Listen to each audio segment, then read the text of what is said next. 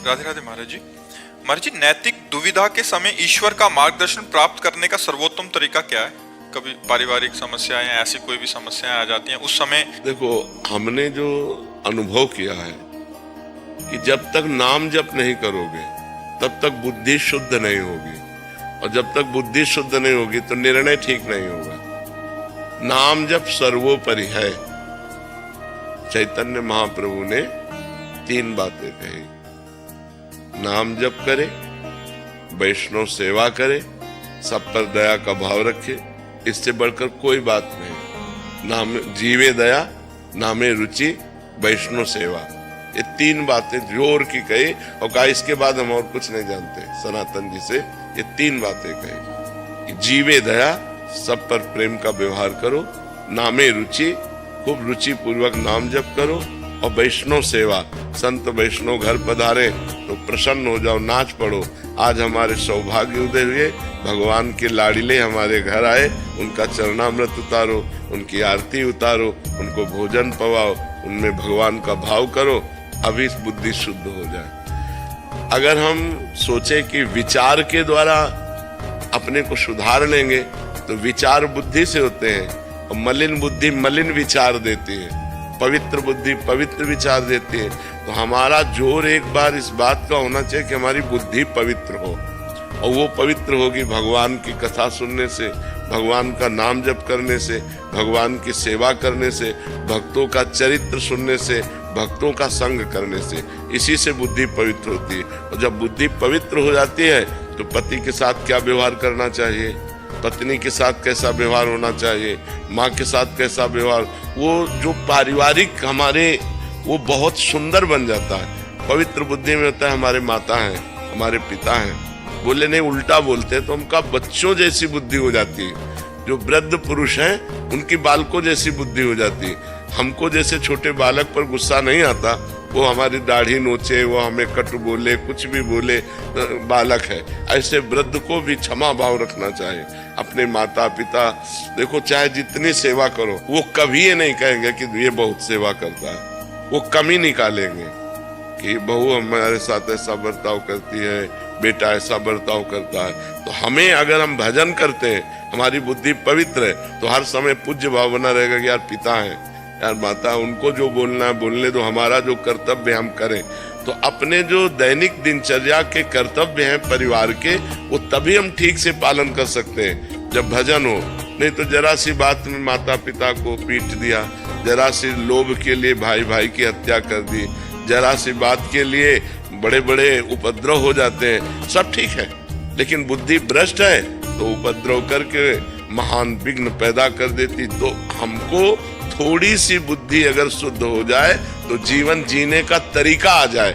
नहीं तो सब भगवान ने व्यवस्था की, लेकिन हमारी बुद्धि ही हमको नरकगामी बना देती है, जेलगामी बना देती है। तो हमें चाहिए नाम जप के द्वारा, सत्संग के द्वारा, शास्त्र स्वाध्याय के द्वारा हम अपनी बुद्धि को शुद्ध करें, आचरण हमारे शुद्ध हो, तो हम अपने परिवार को भगवान की तरह प्यार करें, तो हमारा मनुष्य जीवन जो आनंद के लिए वो निर्वाह हो जाए। नहीं तो कब क्या हो जाए कुछ पता नहीं, बहुत गलत बुद्धि है। कब क्या निर्णय कर दे, कब क्या करवा दे, कुछ पता नहीं है। 1 मिनट में दुर्गति हो जाती है, 1 मिनट में। ऐसे कितनी घटनाएं हैं जिनमें हमारी बुद्धि हमको धोखा दे देती है और हमसे पापाचरण बन जाते हैं। जो नहीं होना चाहिए वो हमसे हो जाता है। इसलिए हम प्रार्थना करते हैं सबसे, जैसे जीने के लिए हमें श्वासों की आवश्यकता है, ऐसे जीवन व्यवहार के लिए हमें भगवान की आवश्यकता है, अध्यात्म की आवश्यकता है। यदि अध्यात्म के द्वारा हमारा माइंड कंट्रोल नहीं होगा तो हमको गलत करवा देगा, हमसे बहुत बुरा करवा देगा। और सब हो रहा है, आप लोग संसार में देख रहे हैं। जहां लिखा था अनुज बधू भगनी सुत नारी, सुन सठिए कन्या समचारी, इन्हीं कुदृष्ट बिलोके जोई, ताई बधे कछु पाप न होई, वही आचरण बढ़ के हो रहे। क्यों? क्योंकि बुद्धि भ्रष्ट है। तो यदि हमको समाज में सही ढंग से जीना है, स्वयं सुखी रहना है, दूसरों को सुख प्रदान करना है, तो बुद्धि शुद्ध होनी चाहिए। बुद्धि बिगड़ गई तो सब बिगड़ जाता है। इसलिए हमें नाम जप करना है, सत्संग करना है, अच्छे आचरण करने हैं। इसी से हम ठीक निर्णय कर पाएंगे। महाराज जी, कंफ्यूजन को, मतलब संशय को दूर करने का सही तरीका क्या है? सत्संग, शास्त्र स्वाध्याय। जब हमें सत्संग के द्वारा सत्य वस्तु का पता चलता है, हमारी बुद्धि पवित्र होती है, तो संशय रहित होती है। जब शास्त्र स्वाध्याय करते हैं, हमारे को ज्ञान होता है धर्म क्या है, अधर्म क्या है, उन्नति के लिए कौन से आचरण चाहिए, अवनति कराने वाले कौन से आचरण है, कौन से आचरण स्वर्ग ले जाते हैं, कौन से आचरण नरक ले जाते हैं, कौन से आचरण भगवत प्राप्ति कराते हैं, तो हमारी बुद्धि पवित्र होती है। तो जब हमारा अध्यात्म में निर्णय ठीक निकालने वाली बुद्धि हो जाती है, तो व्यवहार में तो ठीक निकाल ही देगी। तो हमें चाहिए कि पहले हमें अपनी बुद्धि को पावन करना चाहिए, शास्त्र स्वाध्याय, नाम जप और सत्संग के द्वारा, तभी हमारी बुद्धि संशय शून्य होगी। तभी होए सब संशय भंगा, जब बहुकाल करिए सत्संगा। जब बहुत काल हम संतों का संग करें, शास्त्र स्वाध्याय करें, तो हमारी बुद्धि पवित्र हो जाती है, फिर उसमें संशय नहीं रह जाता है। जी, जब हम भगवान के आगे बैठते हैं, जब हमारा मन बहुत परेशान होता है, हमें कुछ समझ में नहीं आता, और जब हम आंसू भी आते हैं, हम रो भी रहे होते हैं, लेकिन उस वक्त ऐसा मन होता है कि कहीं से कोई भगवान के दूत आ जाए, या अपने मन को कैसे समझाए कि उस पल में हम मजबूत बन जाए, कमजोर न फील। नाम जप, जितना नाम जप करोगे तुम्हें किसी से सहयोग मांगने की जरूरत नहीं, आपके हृदय में खुद बल होगा। जितना नाम जप, हम इसीलिए चिल्ला चिल्ला के कहते हैं आप सब नाम जप करो। नाम जप से बुद्धि पवित्र होगी, नाम जप से तुम्हारी कामनाएं पूर्ण होंगी, नाम जप से तुम्हारी असत कामनाएं नष्ट होंगी, नाम जप से तुम बलवान बनोगे और मन को अपने अधीन रखोगे, इंद्रियों को अधीन रखोगे। नाम जप से हर समस्या का समाधान तुम्हें मिल जाएगा। नाम जप से हर दुख को सहने की सामर्थ्य मिल जाएगी। नाम जप में बहुत सामर्थ्य है, इसलिए निरंतर नाम जप करो। हर प्रश्न का उत्तर नाम जप है। नाम जप नहीं है तो जीवन में कुछ नहीं है। कोई प्रार्थना तुम्हारी नहीं सुनी जाएगी यदि नाम जप नहीं है। ध्यान रखना, नाम जप नहीं है तो प्रार्थना भी नहीं पहुंचेगी, और नाम जप है आर्त भाव से पुकारा तो सब बात बन जाएगी। राधे राधे महाराज जी। महाराज जी, हम जो भी नया कार्य करते हैं उसमें हमें विफलता ही मिल रही है, तो क्या ये एक समय का फेर है, या थोड़े समय के लिए नया कार्य रोक देना चाहिए? नहीं, पूर्व में हमारा प्रारब्ध जो है वो अशुभ जोरदार है, इसलिए हमको सफलता नहीं प्राप्त हो पा रही। जैसे हमारे दो प्रकार के कर्मों से शरीर बना हुआ है, शुभ कर्म मतलब पुण्य, अशुभ कर्म मतलब पाप। जब हमको दंड भुगताया जाएगा तो विपत्ति, असफलता, पराजय, तिरस्कार, अपमान, निंदा, ये हमको मिलेंगे, क्योंकि इन्हीं के द्वारा दुख हमें प्राप्त होता है। और जब हमारे पुण्यों का नंबर आएगा तो सफलता, सम्मान, प्रशंसा, सत्कार, ये हमको प्राप्त होंगे। तो हमें धैर्य रखना चाहिए, कार्य को रोकना नहीं है, कार्य को हमें करते रहना है। हम एक दिन विजय को प्राप्त होंगे, क्योंकि वो पाप कर्म बराबर थोड़ी बना रहेगा, वो भुगता के खत्म हो जाएगा। अच्छा, उसको जल्दी नष्ट करने के लिए नाम जप करो, भगवान का नाम जप करते हैं, एक नियम लेकर के नाम जप करो। वो काउंटर चला है आजकल नया, तो एक गिनती रखो, 10,000 नाम, 20,000 नाम, 50,000 नाम, रोज नाम जप करो, भगवान से प्रार्थना करो, पूर्व प्रारब्ध क्षय होगा, हर कार्य में सफलता मिलती चली जाएगी। और कोई भी कार्य करने के लिए भगवान का सुमिरन करना अत्यंत आवश्यक है। हनुमान जी लंका में जब प्रवेश हुए तो कैसे प्रवेश हुए? भगवान का सुमिरन करते हुए। प्रविश नगर की जय सब काजा, हृदय राख कौशलपुर राजा। भगवान का हृदय में चिंतन है तो विजय ही विजय है। भगवान का चिंतन करो, कभी गलत आचरण मत करो और नाम जप करो। आज नहीं तो कल सफलता जरूर प्राप्त होगी। राधे राधे महाराज जी। महाराज जी, जब मृत्यु निश्चित है परंतु हम भाग्य को भजन के द्वारा बदल सकते हैं, इसी प्रकार मृत्यु जो कि निश्चित है उसे भजन, नाम जप या अच्छे कर्मों से मृत्यु को कष्ट रहित या अंतिम समय में भी भगवान का चिंतन हो, ऐसा क्या कर सकते हैं? हाँ, कष्ट रहित हो जाओगे, मृत्यु का दुख नहीं भोगना पड़ेगा। जैसे हाथी के गले से फूलों की माला टूट के गिर जाए, राय बेल की, मोगरा की, छोटी छोटी होगी, उसको पता भी नहीं चलेगा। ऐसे ही जो भजन करता है तो अंतिम समय भगवान उसकी स्मृति बन जाते हैं।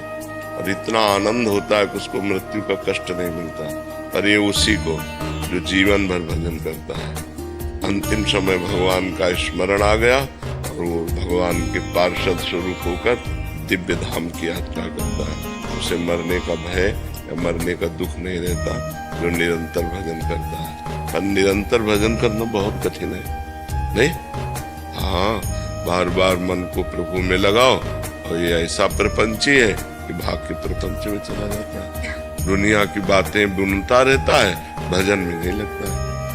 भजन में इसको अभ्यास के द्वारा लगाया जाता है, बहुत दीर्घ काल तक अभ्यास, लंबा समय अभ्यास में दे।